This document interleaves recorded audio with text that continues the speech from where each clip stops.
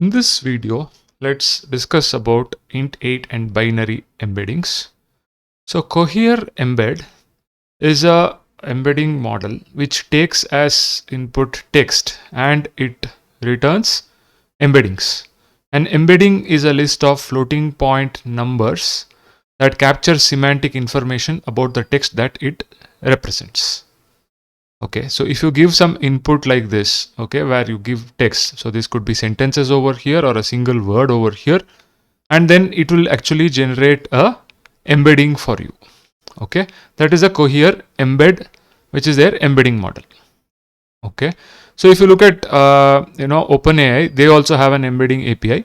So if you give a text or a list of text to it or list of documents to it, it will actually generate vectors or embeddings for each of these documents, okay, which are then stored in a vector database. And when you get a query, that is also converted to the same embeddings, and then you do vector database search and you get results. Okay, so this is how search works. Now these embeddings or vectors could be for text, could be for images, right? These could be multi-modal embeddings also. Okay, embeddings can be in general multimodal as well, or it can be very specifically modality specific text embeddings, image embeddings, which can be stored in a vector database. Okay, so that being the case, typically embeddings are stored using as float32, right? And suppose if you have say 1024 dimensions per embedding and each dimension is float32 with 4 bytes. Okay, basically each of these values like 0.1, 0.7, these are float values. So each of these take 4 bytes, right? Then if you have a data set like Wikipedia's data, which has 250 million embeddings, it will take close to 1 TB memory on a server. Okay, now what they are saying over here is that Cohere Embed is the first embedding model that natively supports int8 and binary embeddings.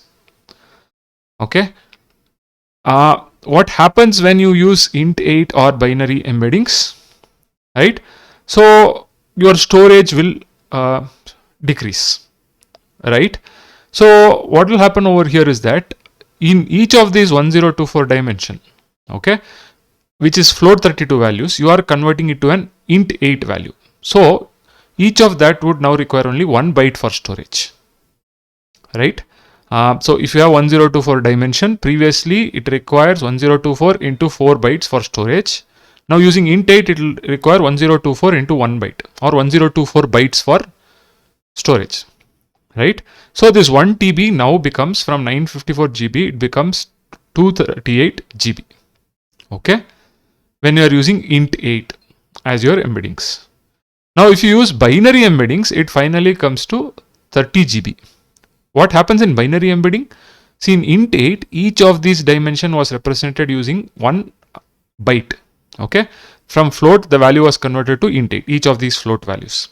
Okay, like for example this 0.1 right over here is converted to an integer value, okay, using a process called quantization, right? Now in case of binary, each of these floating point value is converted to a bit. Okay, then this, instead of 1024 bytes in int8, okay, when you are using binary representation, this will become 1024 bits per embedding. Okay, so the memory further reduces from 238 GB to 30 GB. Okay, so in this way you can actually save a lot on your vector database storage cost. Okay, using say this particular int8 or binary embeddings, right? So that is what they are saying over here. Okay, and when they evaluated on a particular benchmark, these embeddings typically the embed v3 int8 or binary outperforms other embedding models like OpenAI text embedding 3 large, while reducing your cost by 100x for memory from an estimated $130K to 1,300 annually. That is what they are saying over here. Okay, these are the other OpenAI models which they are saying over here, and this is the search quality metric which they are saying over here, which is higher is better. Okay, so this is what they talk about, how you can actually have these vector embeddings in int8 and binary. Okay, so your vector database, they store embeddings and vector indices in memory. Okay, each embedding dimension is typically float 32, so an embedding with 1024 dimension requires 4096 bytes for storage. Okay, so again they are telling the same calculation. For 250 million embeddings, this will result in 954 GB of memory without the ANN vector index. Okay, one of the most common approach to reduce this huge memory is dimensionality reduction, which they say performs poorly. So basically you are trying to reduce these dimensions.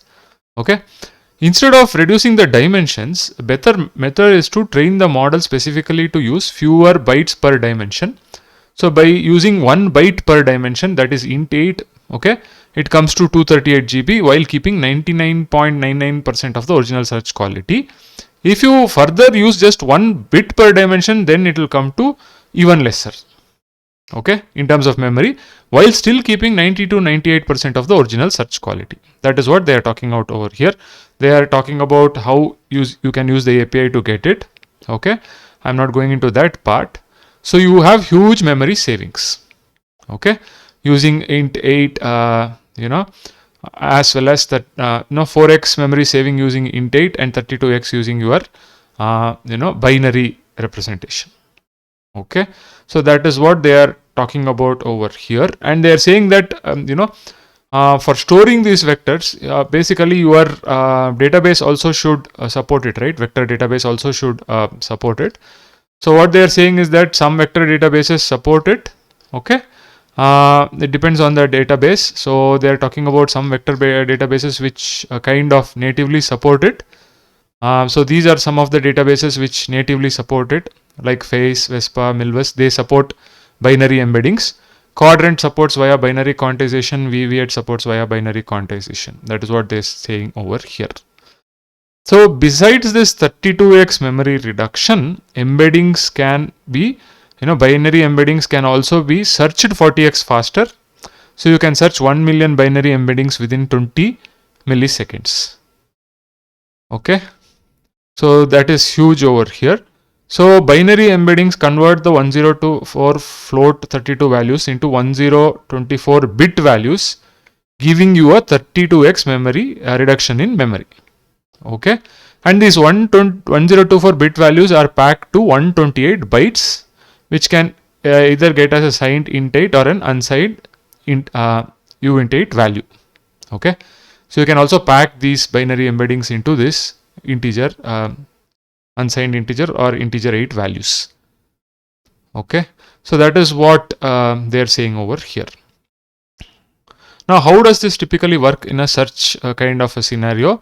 So Niels Reimers, who is the director of machine learning at Cohere, has this interesting post where he talks about search can be done in 3 phases. So search in binary space with super fast Hamming distance if the vectors are stored as binary vectors. Okay, then get the top 1000 binary doc embeddings with the float query embeddings. Okay, then the third phase is loading the top 30 int8 embeddings from disk. So you can actually do this kind of search in 3 phases, right?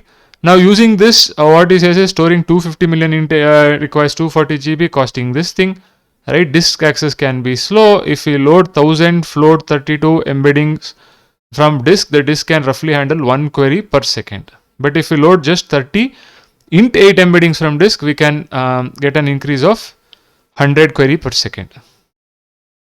So this is the different ways of doing it. So in the first phase, what is done is that you can search in the binary space and get the top 1000 binary doc embeddings closer to your query with their float values.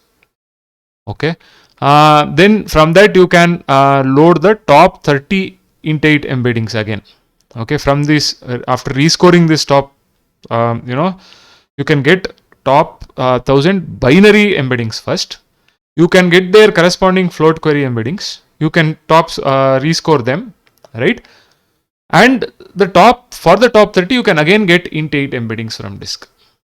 So you can do this, you can store your embeddings in different dimensions, and based on that, you can do these kind of what you call comparisons for search.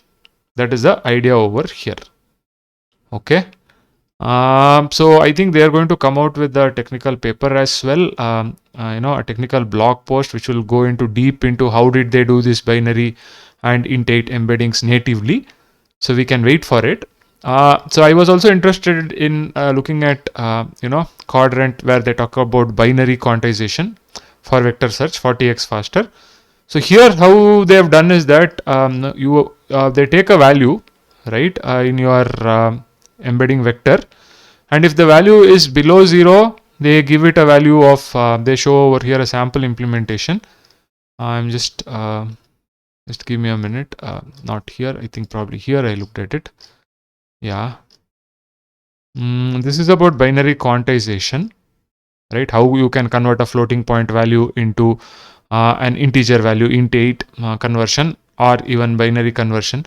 I think for the binary conversion, what they said over here is that any value which is positive is made a 1, and any value which is negative or which is below 0 is made a 0. That's how they just did a simple thresholding. Okay, so for example, then what will happen is that in this embedding, 0.1 will become 1, minus 0.7, which is below 0, will become 0. In that way, you can store this in a single bit. Right? That's the idea over here. That's the quantization they talk about over here. So what they are saying over here is for this quantization based search, what they're saying, full vectors will be stored in a disk. Binary embeddings will be in RAM. You can perform search on the binary embedding and you can get say top 100 documents or something. You can get their full float values and then you can further reduce your search space and get more accurate results. So I will put this blog and you can check out more about this over here, right? But somewhere I read about how they did that conversion over here. Yeah. So how did they convert that value to 0? Somewhere they said over here. Yeah, this one, binary quantization. So you take the vector and if you have say 1024 dimension, and in each value like 0.99, if it is below 0, they convert it to 0. If it is above 0, they convert it to a 1. So in this way, your 1024 float values is converted to your binary values. Right, that is what is happening over here. So same thing they talk about, that 40x retrieval speed and all those stuff over here. But yeah, this process, what will happen is that the accuracy will go down, right? Because you are quantizing the vectors. But then what you can do is that you can first do a binary search, get some 100 documents or top 200 documents or top 300 documents. Again, go back and get their full scale float 32 value vectors. On that you can do your search again to get more accurate results. That is the idea over here. So this was about binary embeddings and int8 embeddings at a high level. I'll be putting the link to all the blogs which I have referred over here. Do check out and you can get a more detailed understanding of these embeddings. And I'm also waiting for this detailed document on how they trained int8 and binary embeddings natively, because quadrant and other things they talk about actually quantization to convert your float 32 embeddings, but here they talk about natively training these embeddings. Okay, I hope this video is useful to you. If you like the video, please like, share, subscribe to the channel. See you in another video.